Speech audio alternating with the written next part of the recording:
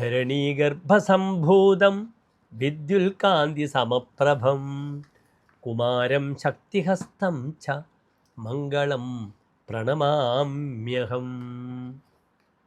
ധരണി ഗർഭസംഭൂതം, ഭൂമിയുടെ ഗർഭത്തിൽ നിന്നും ജനിച്ചവനും, വിദ്യുൽ കാന്തി സമപ്രഭം അല്ലെങ്കിൽ വിദ്യുൽ കാഞ്ചന സമപ്രഭം, മിന്നലിൻ്റെ ശോഭയോട് കൂടിയവനും, കുമാരം സുബ്രഹ്മണ്യൻ, ശക്തിഹസ്തം ശക്തി വേലെന്ന ആയുധം കൈവശമുള്ളവനുമായ തം മംഗളം അങ്ങനെയുള്ള ചൊവ്വയെ ഞാൻ നമസ്കരിക്കും. ചൊവ്വയുടെ പര്യായങ്ങളാണ് ഭൂമി ചേർത്തുള്ള എല്ലാ പര്യായങ്ങളും അല്ലേ. ധരണീപതിഹി, ശ്മാപതിഹി, ഭൂപതിഹി, ഭൂമിസുതഃ, ഭൂമിസൂനുഹു, ഇതൊക്കെ ചൊവ്വയുടെ പര്യായങ്ങളാണ്. ഇവിടെ നാം എന്തിനാണ് ചൊവ്വയെപ്പറ്റി ചർച്ച ചെയ്യുന്നത്? ചൊവ്വ ഇതാ ജ്യോതിശാസ്ത്രത്തിൽ തൻ്റെ ഉച്ചരാശിയായ മകരൻ രാശി കഴിഞ്ഞ് കുംഭൻ രാശിയിലേക്ക് പ്രവേശിക്കുകയാണ്. എപ്പോഴാണ് പ്രവേശിക്കുന്നത്? 1201 കുംഭമാസം 11-ാം തീയതി, അതായത് 2026 ഫെബ്രുവരി മാസം 23-ാം തീയതി ചൊവ്വ കുംഭത്തിലേക്ക് പ്രവേശിക്കുകയാണ്. എത്ര ദിവസമാണ് അവിടെ ചൊവ്വ ഉള്ളത്? 40 ദിനങ്ങളാണ് കുംഭൻ രാശിയിൽ നിൽക്കുന്നത്. ഈ 40 ദിനങ്ങൾ കുംഭൻ രാശിയിൽ നിൽക്കുന്ന ചൊവ്വ എപ്രകാരം ഓരോ രാശിക്കാർക്കും ശുഭാശുഭ ഫലങ്ങളെ പ്രദാനം ചെയ്യുന്ന വിഷയമാണ് നാം ചർച്ച ചെയ്യുന്നത്. കുംഭത്തിൽ നിൽക്കുന്ന ചൊവ്വയുടെ ആശ്രയഫലം നന്നായിട്ടല്ല ആചാര്യന്മാർ വിവരിച്ചിട്ടുള്ളത്. ദുഃഖാർത്തോ വിഡ്ഢനഃ അടനഃ അനൃതരതിഹി തീഷ്ണശ്ച കുംഭസ്ഥിതി. ദുഃഖിതനാവുക, ധനം കൈവിട്ടു പോകുക, അടനഃ പരിഭ്രമം സഞ്ചരിക്കുക, അനൃതരതിഹി ചീത്ത കൂട്ടുകെട്ടിലേക്ക് പോവുക, ചീത്ത രതിയിലേക്ക് പോവുക, തീഷ്ണസ് അനാവശ്യമായി തീഷ്ണ സ്വഭാവം പ്രകടിപ്പിക്കുക. ഇതൊക്കെയാണ് കുംഭത്തിലുള്ള ചൊവ്വയുടെ ആശ്രയഫലം ആചാര്യൻ പറഞ്ഞിരിക്കുന്നത്. അതിനാൽ വളരെ ശ്രദ്ധിക്കണം. ഈ ചൊവ്വ ഈ 40 ദിവസക്കാലം ഓരോ രാശിക്കാർക്കും എപ്രകാരം ശുഭാശുഭ ഫലങ്ങളെ പ്രദാനം ചെയ്യുന്ന വിഷയമാണ് നാം ചർച്ച ചെയ്യുന്നത്. ഏതായാലും ചൊവ്വ ഈ കുംഭത്തിൽ നിൽക്കുന്ന സമയത്ത് എൻ്റെ പ്രിയമുള്ള പ്രേക്ഷകർക്ക് നന്നായി ചൊവ്വയുടെ മന്ത്രങ്ങൾ ജപിക്കാം. ഭദ്രകാളി ക്ഷേത്രത്തിൽ ഭജിക്കാം, സുബ്രഹ്മണ്യ ക്ഷേത്രത്തിൽ ഭജിക്കാം. ഇവിടെ ചൊവ്വ ഇത്രയും കാലം മകരത്തിൽ നിന്നിരുന്നത് ഉച്ചക്ഷേത്രത്തിലാണ്. അത് സ്ത്രീരാശിയാണ്, അത് ഭദ്രകാളിയാണ്. ചൊവ്വ നിൽക്കുന്നത് എവിടെയാണ്? പുരുഷരാശിയിലാണ്. അതിനാൽ ഇവിടെ ഭജിക്കാൻ നല്ലത് സുബ്രഹ്മണ്യനാണ്. സുബ്രഹ്മണ്യ ക്ഷേത്രത്തിൽ ഷഷ്ഠിവ്രതമെടുക്കാം, സുബ്രഹ്മണ്യ പൂജ ചെയ്യാം, രക്തപുഷ്പാഞ്ജലി ചെയ്യാം. ഇപ്രകാരം ഈ ചൊവ്വയെ നന്നാക്കി എടുത്താൽ ഈ ചൊവ്വ നല്ല പോസിറ്റീവായ അനുഭവങ്ങൾ പ്രഷ്ടാവിന് നൽകും. ചൊവ്വയെ കൊണ്ട് 3 വിഷയമാണ് ചിന്തിക്കുക. ഭ്രാത, സത്വഞ്ച, ഭൗമ, ക്ഷിതിരവി. 1 സഹോദരങ്ങൾ, 2 തന്നെ സാഹസികത, ധൈര്യം, ഊർജ്ജസ്വലത, മറ്റൊന്ന് ഭൂമി. ഇത് ഓരോ രാശിക്കാർക്കും ഈ ഭൂമിപരമായ വിഷയങ്ങളായാലും സഹോദര ഗുണങ്ങളായാലും എപ്രകാരമുണ്ടെന്ന് നമുക്ക് ചിന്തിക്കാവുന്നതാണ്.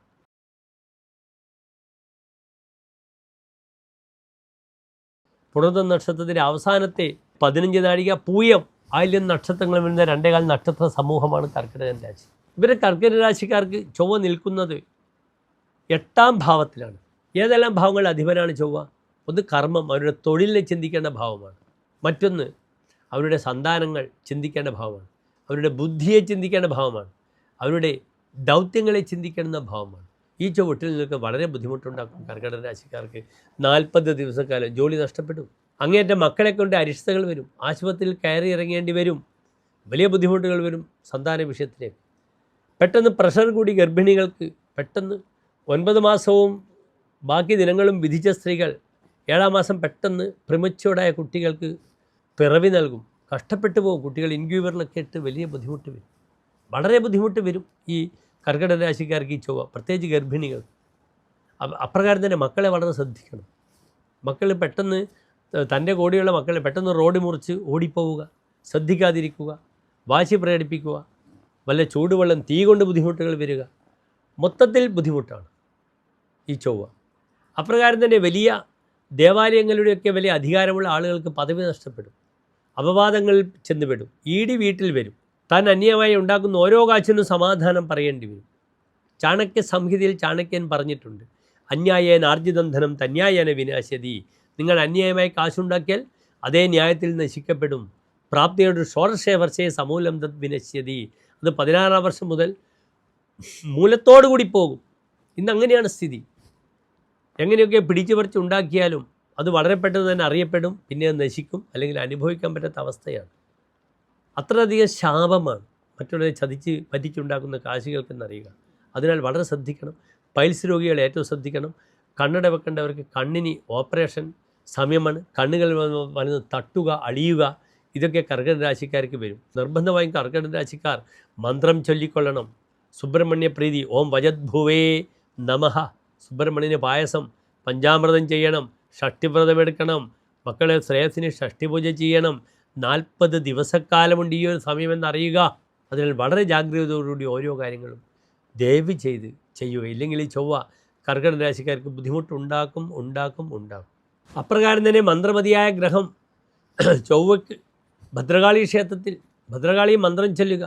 രക്തപുഷ്പാഞ്ജലി കടുംപായസം ചെയ്യണം. കർമ്മമുട്ടി ചെയ്യണം. പദവിയിൽ ഇരിക്കുന്നവർക്ക് പദവി നഷ്ടപ്പെടും. അവർക്കെതിരെ അന്വേഷണങ്ങൾ വരും. ഇതൊക്കെയാണ് ചൊവ്വയുണ്ടാക്കുന്ന രോഗം. തൻ്റെ സ്വന്തം ജോലി നഷ്ടപ്പെടുന്ന സമയമാണ്.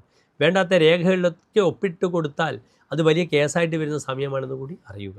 ശുഭാത്തസ്യയും ഖേജരാഹ കുര്യുരന്യെ വിധാനേപിച്ചേത് അഷ്ടമേ ഭൂമിസുനു. എല്ലാ ഗ്രഹങ്ങളും എത്ര നല്ല സ്ഥാനത്താണെങ്കിലും 8-ൽ ചൊവ്വ വന്നാൽ അതിനെയൊക്കെ നാശമുണ്ടാക്കി കളയും.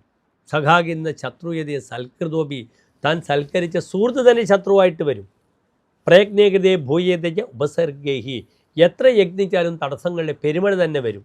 അതിനാൽ വളരെ ജാഗ്രത പാലിക്കുക കർക്കിടക രാശിക്കാർ. ഭദ്രകാളി ക്ഷേത്രത്തിൽ പറഞ്ഞ പരിഹാരങ്ങൾ ചെയ്യുക.